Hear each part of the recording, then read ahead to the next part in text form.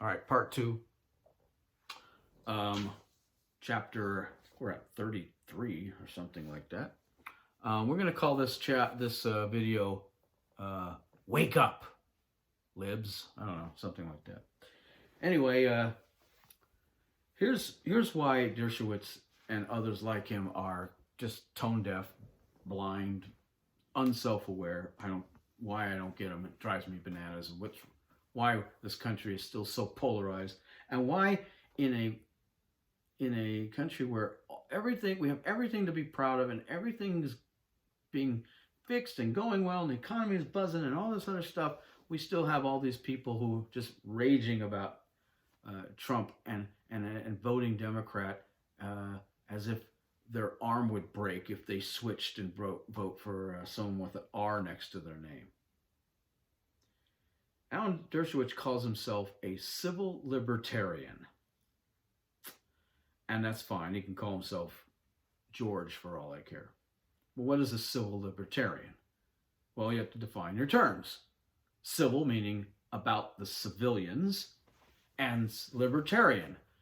What is a libertarian? A libertarian, strictly speaking, is a person who believes in small government, and smaller the better, and also somebody who believes that they would like to have the government involved in their lives as little as possible.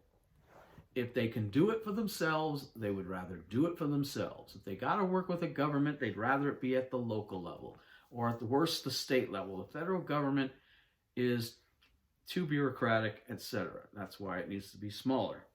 They believe that America should be concentrating on itself, fixing itself before ever worrying about what's going on in the rest of the world. A fairly isolationist point of view as well. Basically, they are the most streamlined version of America in terms of their beliefs.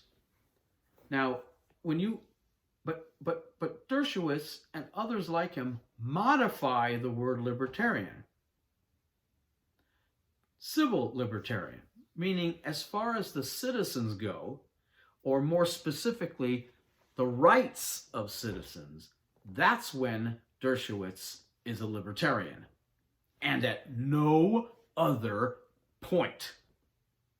He is pigeonholing his libertarianism, if you will, to just be about civil rights, period. He doesn't want people's civil rights trampled on. He doesn't want abuse of power. He was all for the ACLU, and now he's saying they've basically been missing from the stage because they've become so radical left. And so, although he won't say it's left, he'll just say that they're out of touch, or they don't step up and do their job, or whatever it might be.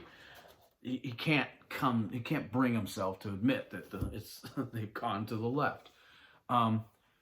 And this is all great if that's what you want to focus your life on. He spent his whole life being a civil libertarian. Great. But he's not. That's the problem.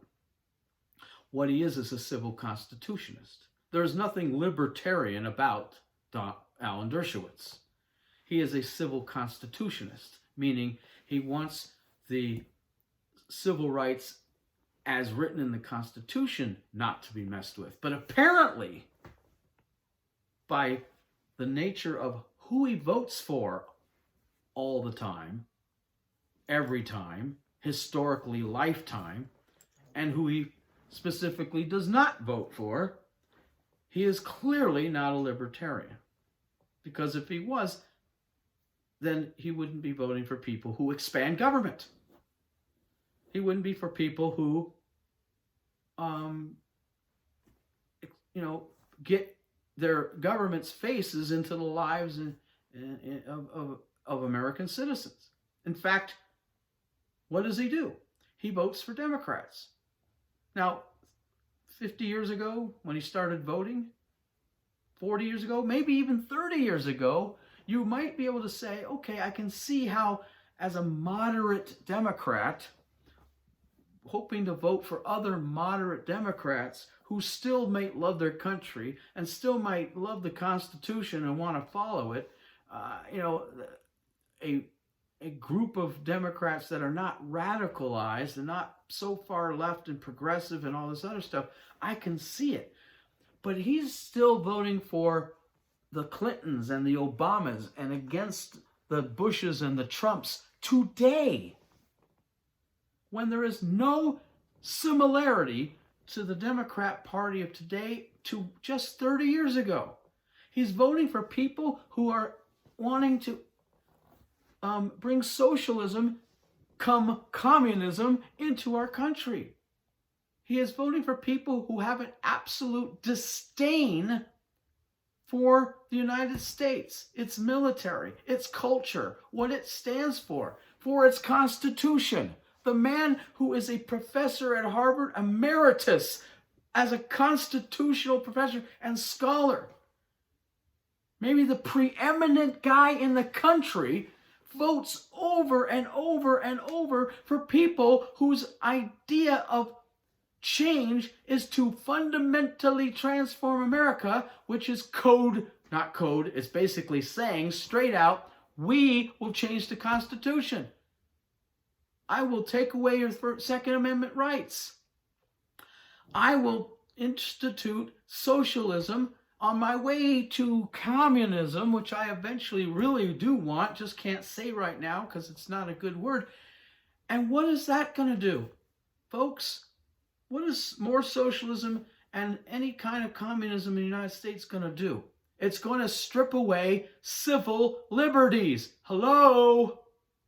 Name one example, if you can, because you can't, of a country that has introduced socialism, let alone communism, and didn't strip away certain civil liberties. It can't be done. Oil and water, folks. One destroys the other.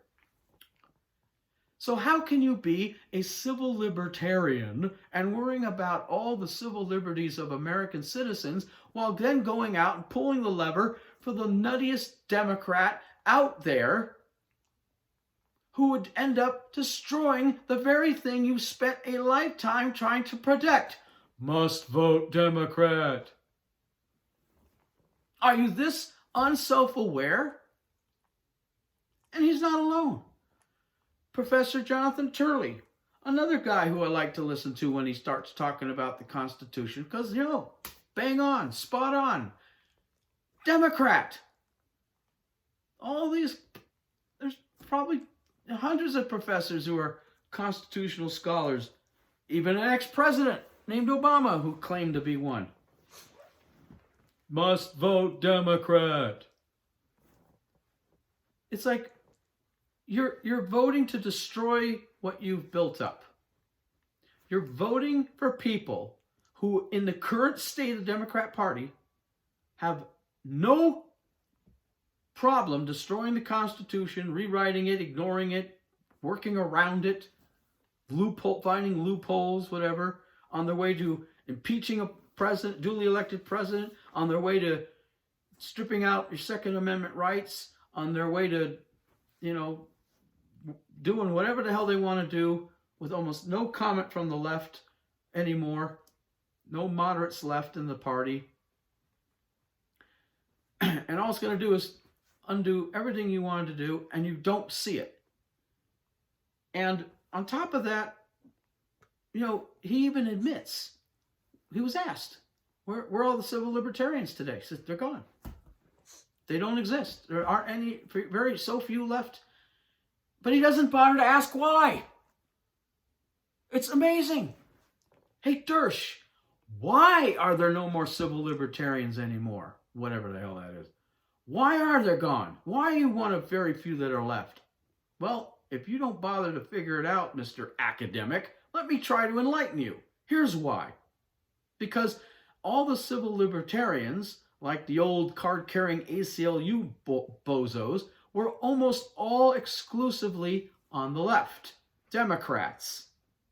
And the Democrats have all been bought and paid for by the progressives. They've all moved off the ranch to the outer space and are now living on Mars in this fantasy world where progressives rule and utopianism is right around the corner and socialism and communism are the the way to get there, and they have disposed of all the moderates and all the middle of the roaders and all the civil libertarians and all that jazz, because it is in direct conflict with becoming more liberal, more progressive. The tent of the Democrat Party is shrinking and shrinking and shrinking. And you are left marginalized on the outside. Now they're attacking him. They're attacking him for defending Trump. They're attacking him for defending Israel, because after all, most of the anti-Semites and anti-Semitism is coming from the professors in college that are all left-wingers. The left is the one majority, not saying exclusively, but the majority of the new anti-Semitism we're seeing in the country is coming from the left. It is not arguable, and they are ostracizing him for being pro-Israel. Even left-wing Jews in this country have bought hook, line, and sinker, unfortunately, into socialism and communism, the very thing that would destroy Israel also.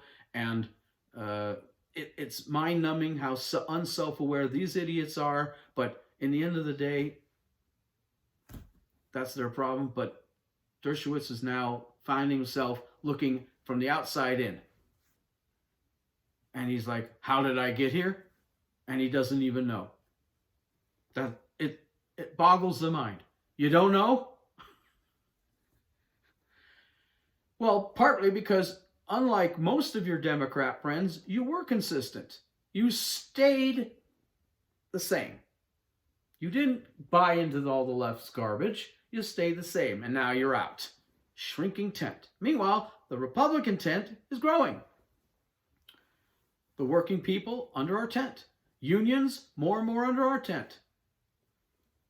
The everyday average American, our tent. Blue-collar workers, some white-collar workers, our tent.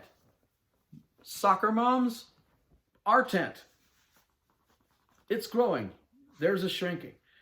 And people like Dershowitz, and there are thousands and thousands and thousands of these bozos running around wondering why they're not so copacetic with the Democrat Party anymore. Must vote Democrat.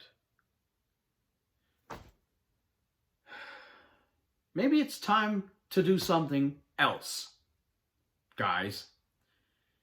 Now, I'm not saying you have to suddenly become a Republican. Maybe that's too far a leap for you, at least for now. And a lot of these people do become independents. But what I'm saying is, maybe you should just at least stop voting Democrat. Wake the hell up.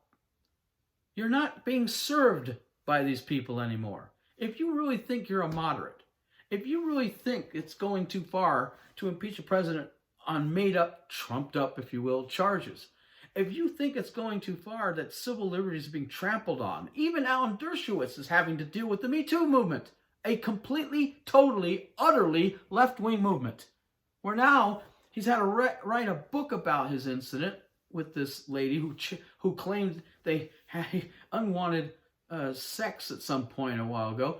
He wrote a book recently, it's come out, called Guilty by Accusation.